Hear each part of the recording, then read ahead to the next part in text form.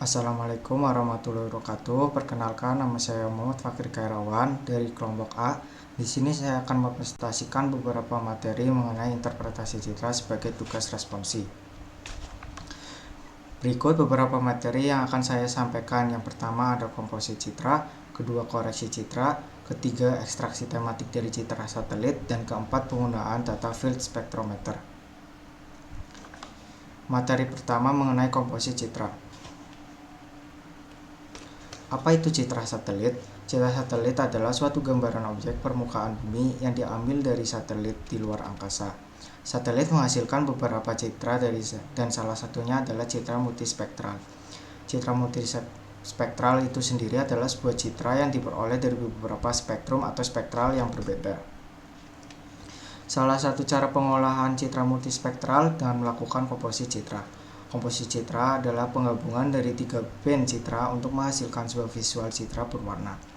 3 band ini ditempatkan pada setiap saluran pada spektrum warna utama, yaitu merah, hijau, dan biru. Warna utama merah, hijau, dan biru ini yang nantinya akan menghasilkan sebuah citra yang berwarna.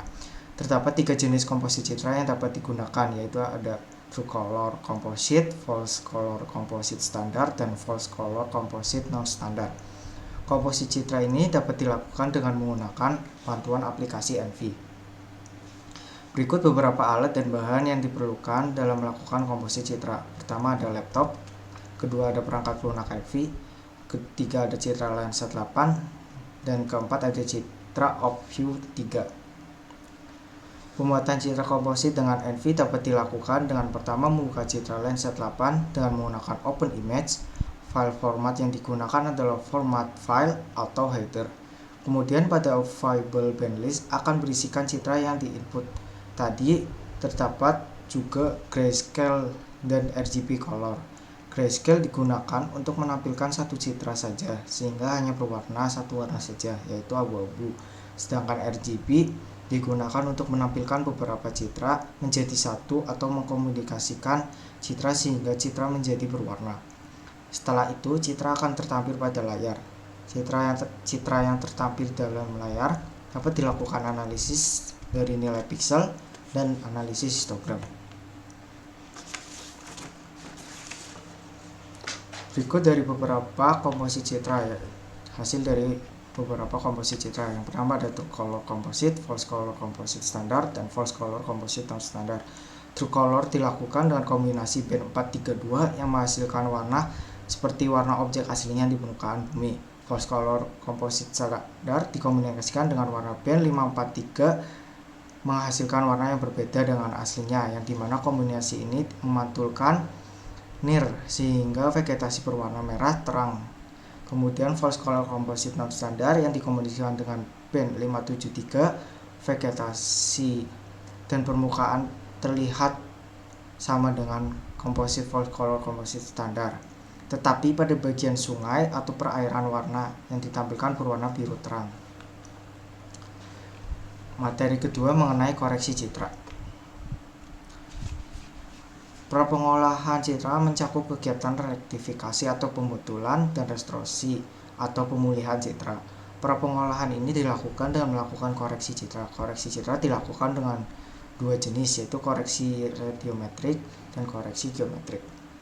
Adapun alat dan bahan yang digunakan citra pertama ada laptop, perangkat lunak ENVI, citra Landsat 8, dan metadata citra Landsat 8. Pertama saya akan menjelaskan mengenai koreksi radiometrik. Koreksi radiometrik merupakan koreksi yang dilakukan untuk memperbaiki nilai piksel pada citra agar sesuai dengan aslinya. Koreksi radiometrik dapat dilakukan dengan berbagai jenis cara, yaitu penyesuaian histogram, koreksi radiometrik at sensor radiance, radiometrik at sensor reflektan, dan drag object subtraction. Sebelum memasuki langkah koreksi penyesuaian histogram, saya akan menjelaskan mengenai koreksi penyesuaian histogram. Metode penyesuaian histogram dilakukan dengan evaluasi histogram pada setiap band. Setiap band citra memiliki nilai minimum pada panjang gelombang tampak yang nilainya lebih besar karena dipengaruhi atmosfer. Metode ini dilakukan dengan asumsi bahwa dalam proses coding digital, objek tidak memberikan respon spektral sama sekali, sehingga nilai seharusnya adalah 0. Jika nilainya lebih dari 0, maka dianggap nilai tersebut sebagai offset. Langkah pertama untuk melakukan koreksi ini adalah membuka citra dan mencatat nilai minimum pada band yang untuk digunakan sebagai koreksi. Nilai minimum ini nantinya digunakan untuk menghitung koreksi dengan formula nilai bias band dikurangi nilai minimum. Kedua, memasukkan rumus koreksi band, yaitu band yang dikoreksi dikurangi nilai minimum pada tools BandMath. Ketiga, memilih band yang akan dikoreksi dan memilih tempat penyimpanan setelah itu citra telah berhasil dikoreksi. Hasil dari metode penyelesaian histogram secara visual tidak terlalu signifikan, tetapi pada histogram citra yang sudah terkoreksi memiliki nilai minimum berupa angka 0. Koreksi radiometrik kedua adalah top of atmosphere atau yang disingkat dengan TOA. Koreksi top of atmosphere atau TOA merupakan perbaikan akibat distorsi radiometrik yang disebabkan oleh posisi matahari.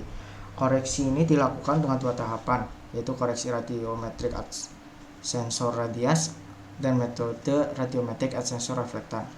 Metode koreksi radiometrik at sensor radians mendefinisikan nilai radian spektral sebagai flux radian per unit pada sudut diradiasikan oleh suatu objek. Sedangkan metode radiometrik at sensor reflektan dilakukan dengan melakukan konversi nilai radian menjadi reflektansi. Berikut formula yang digunakan untuk melakukan koreksi merubah nilai digital number menjadi radians dan radians menjadi reflektan. Berikut tahapan pengerjaan koreksi radiometrik TOA secara umum. Pertama, menyiapkan formula koreksi dn to radians dan radians to reflectance dan menggunakan noted untuk mempermudah proses koreksi. Nilai-nilai pada formula didapatkan dari metadata yang ada. Kedua, melakukan koreksi dn to radians dan memasukkan formula pada BandMath. Ketiga, melakukan koreksi radians to reflectance. Keempat, menyimpan hasil koreksi. Hasil dari koreksi dinyatakan berhasil ketika nilai hasil koreksi radian di rentan yang benar, yaitu tidak melewati nilai minimum dan tidak melewati nilai maksimum, dan membuat perbedaan reflektansi yang signifikan pada band 1 yang membuat perbedaan objek air laut, danau, dan sungai terlihat jelas. Pada band 4, perbedaan reflektansi yang signifikan terjadi pada objek hutan dan sawah, sedangkan band 5 dan 6 terjadi pada objek lahan gundul dan pemukiman. Ketiga, koreksi dark object subtraction. Koreksi ini dipilih karena tidak diketahui parameter data lapangannya untuk mengoreksi citra, dan juga tidak diketahui model efek atmosfer yang mengasumsikan kondisi atmosfer saat data citra direkam.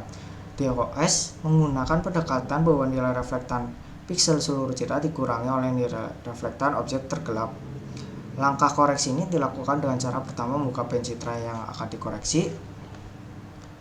Kedua, memilih menu track pixel subtraction pada basic object tools. Ketiga, memilih file input, kemudian menggunakan subtraction method berupa band minimum, dan kemudian citra berhasil diinput. Berikutnya, koreksi geometrik. Koreksi geometrik adalah transformasi citra yang bertujuan agar nilai citra memiliki sifat-sifat peta, yaitu bentuk, skala, dan proyeksi. Koreksi geometrik dapat dilakukan dengan cara image to image dan image to map. Koreksi image to image dilakukan dengan mencocokkan posisi citra sebelum terkoreksi dengan citra yang sudah terkoreksi. Metode image to map dilakukan dengan melakukan transformasi koordinat ke koordinat peta sehingga membuat sebuah citra dengan sistem proyeksi tertentu. Koreksi image to image dilakukan juga dengan aplikasi Envy, dengan memasukkan citra belum terkoreksi dan citra asli terlebih dahulu. Kedua, mengatur citra belum terkoreksi sebagai warp dan citra asli sebagai basic image. Ketiga, melakukan editing tie point pada citra asli dan citra belum terkoreksi. Tie point digunakan sebagai titik KCP. Dalam menentukan titik KCP dapat mengambil minimal 5 titik untuk daerah datar, 10 titik untuk daerah bergelombang, dan 16 titik untuk daerah bergunung. Lebih banyak titik KCP yang akan diplotingkan akan semakin baik hasilnya. Keempat, menyimpan citra yang sudah terkoreksi dengan cara ekspor citra. Hasil dari koreksi image to image.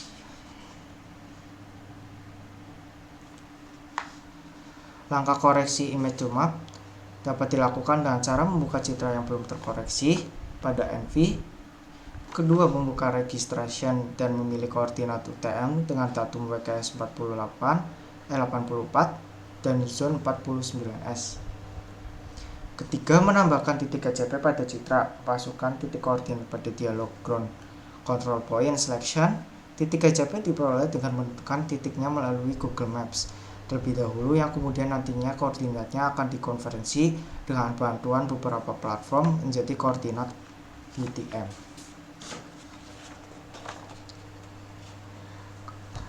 Keempat, memasukkan titik KCP yang sudah dibuat sebagai WAV file untuk dikoreksi. Untuk melihat hasil yang benar dapat dilihat dari nilai RMSE. Nilai RMSE memperlihatkan besar kecilnya kesalahan. Semakin dekat nilainya menuju 0, semakin kecil kesalahan yang diperolehnya. Dan sebaliknya, semakin besar nilai, semakin besar kesalahannya. Dapat dilihat dari tabel tersebut, nilai RMSE yang dihasilkan besar-besar menandakan koreksi geometri terjadi kesalahan. Tandanya harus mengulang kembali lagi koreksi geometri dari awal. Materi selanjutnya berupa ekstraksi tematik dari citra satelit, yaitu klasifikasi multispektral. Klasifikasi citra itu sendiri adalah proses pengelompokan piksel citra ke dalam kelas dari jenis yang sama. Kelas ini biasanya didasarkan pada tutupan lahan jenis tertentu. Klasifikasi citra multispektral dapat dilakukan dengan dua metode, yaitu metode unsupervised dan supervised. Pertama, saya akan menjelaskan mengenai klasifikasi supervised. Klasifikasi supervised adalah klasifikasi yang dilakukan dengan operator dapat mengatur pembagian kelas secara manual. Klasifikasi supervised memiliki keunggulan di mana operator dapat mengontrol informasi klasifikasi sehingga memiliki kontrol keakuratan klasifikasi. Metode supervised dapat dilakukan dengan menggunakan pertama metode parallelepiped. Klasifikasi metode ini merupakan menggunakan rata-rata standar deviasi dari setiap kelas untuk mengelompokkan kelasnya. Kedua, metode maksimum likelihood. Metode maksimum likelihood menggunakan nilai probabilitas maksimum untuk memperoleh hasil dengan cara training area. Kemudian ada metode maksimum likelihood memiliki akurasi tinggi pada daerah heterogen. Metode selanjutnya ada minimum distance. Metode minimum distance menggunakan nilai rata-rata setiap kelas atau rata-rata vektor untuk menentukan kelas klasifikasi. Dan metode terakhir ada berupa Mahalanobis distance. Metode Mahalanobis distance merupakan metode yang mirip dengan metode maksimum likelihood. Pengklasifikasiannya lebih sensitif yang menggunakan statistik untuk masing-masing kelas. Langkah pembuatan klasifikasi supervised. Yang pertama, membuat ROI atau Region of Interest dengan menggunakan menu overlay. Dalam membuat ROI harus menyebar pada area kajian dan minimal dalam satu digitasi memiliki 80 pixel. Kedua, melakukan klasifikasi penutupan lahan dengan minimal 6 objek. Selain itu, dapat juga mengecek nilai persebaran hasil digitasi dengan melihat ROI separability, yang dimana nilai 1,9 hingga 2 merupakan nilai yang dapat diterima atau nilai yang baik untuk pengklasifikasian. Ketiga, melakukan klasifikasi supervised. Terdapat 4 klasifikasi supervised yang dapat digunakan pada NV, yaitu ada parallelepiped, maximum likelihood, minimum distance, dan Mahalanobis distance. Keempat, memasukkan data file yang akan diklasifikasi, kemudian memasukkan save file pantul untuk membatasi area kajian dengan cara spatial subset. Dan klasifikasi berhasil dilakukan. Berikut hasil dari beberapa metode klasifikasi yang dibuat. Yang pertama ada metode parallelepiped, yang dimana menghasilkan klasifikasi yang didominasi oleh pemukiman dan sawah. Kedua ada metode maksimum likelihood, yang menghasilkan klasifikasi didominasi oleh permukiman. Ketiga ada hasil dari metode minimum distance, memiliki klasifikasi yang cukup menyebar. Dan terakhir terdapat metode Mahalanobis distance yang menghasilkan klasifikasi yang cukup merata.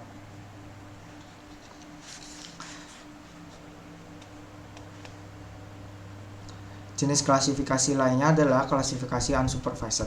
Klasifikasi unsupervised merupakan klasifikasi yang dilakukan secara otomatis dalam pembagian kelas. Metodenya, metode unsupervised memiliki keunggulan berupa kesalahan operator dapat diminimalisir karena klasifikasi dilakukan secara otomatis oleh sistem. Sedangkan kesulitannya, keakuratan klasifikasi berkurang karena dilakukan secara otomatis. Klasifikasi unsupervised dapat dilakukan dengan dua metode. Pertama, metode isodata.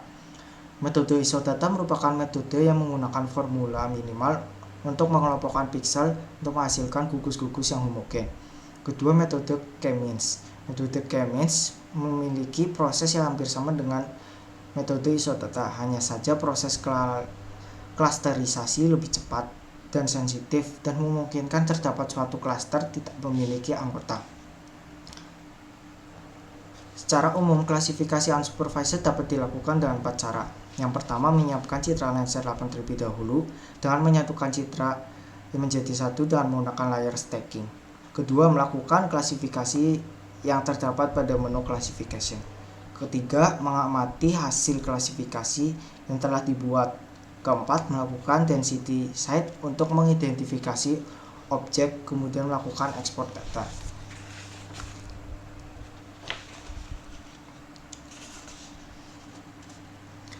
Berikut hasil dari klasifikasi unsupervised. Klasifikasi menggunakan 7 kelas untuk pembagian klasifikasi penggunaan lahan pada masing-masing metode. Hasil dari klasifikasi memperlihatkan bahwa distribusi klasifikasi antar isodata dan K-means memiliki nilai yang sama. Secara visual, pembagian area klasifikasi juga sama, tidak ada perbedaan sama sekali. Materi keempat atau yang terakhir mengenai penggunaan data field spektrometer. Apa sih spektrometer itu? Spektrometer merupakan sebuah alat optik yang memiliki konsep kerja dispersi cahaya yang digunakan untuk melihat sebuah spektrum cahaya dari suatu objek. Pola spektral yang diperoleh pada lapangan menggunakan spektrometer salah satunya digunakan untuk klasifikasi jenis vegetasi. Karakteristik pola spektral vegetasi dipengaruhi oleh luasan daun, kandungan pigmen daun, material organik, dan air. Salah satu data spektrometer dapat menggunakan klasifikasi Spectral Angle Mapper atau yang disingkat dengan SAM. Merupakan sebuah metode klasifikasi yang membandingkan sudut antara spektrum citra dan spektrum referensi. Spektrum referensi berupa data yang dihasilkan pada lapangan menggunakan alat spektrometer, sedangkan spektrum citra diperoleh dari n-member citra yang kemudian kedua sudut spektrum akan dibandingkan. Metode SAM memiliki 3 keunggulan, yaitu tidak dipengaruhi oleh pencahayaan matahari, mudah dan cepat untuk pemetaan kesamaan spektrum, dan tidak memerlukan asumsi pada distribusi data. Adapun alat dan bahan yang diperlukan pengolahan data spektrometer, yaitu yang pertama adalah laptop, perangkat lunak MV, citra Landsat 8, dan data spektrometer. Adapun beberapa langkah pengolahan data spektrometer. Yang pertama, melakukan koreksi radiometrik terlebih dahulu pada citra. Ini diperlukan karena pada citra mengalami gangguan atmosfer sehingga menyebabkan nilai pantulan berbeda. Koreksi dilakukan dengan 2 tahapan, yaitu mengubah nilai digital number menjadi radian dan mengubah nilai radian menjadi reflektans. Kedua, mengubah nilai central wavelength dan full width at half maximum atau yang disingkat dengan FWHF. Nilai central wavelength didapatkan atau dilihat dari tabel, sedangkan nilai full width at half maximum dapat dihitung dengan cara nilai atas dikurangi nilai bawah. Ketiga, melakukan import data spektrometer ke dalam Spectral Library Builder. Data spektrometer yang diimport berformatkan JAZ. Keempat, menyimpan Spectral Library dengan cara file, kemudian set plot S, kemudian memilih Spectral Library, dan yang terakhir memilih semua spektrum. Kelima, melakukan resampling Spectral Library. Keenam, melakukan klasifikasi dengan menggunakan data Spectral Library dengan klasifikasi Spectral Angle Mapper.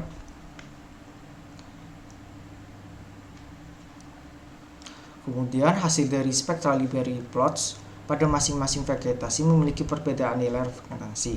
Rata-rata semua vegetasi memiliki panjang gelombang yang stabil pada band 1, 2, dan 3. Kemudian terjadi kenaikan reflektansi yang begitu signifikan pada band 4 dan 5. pada semua jenis vegetasi.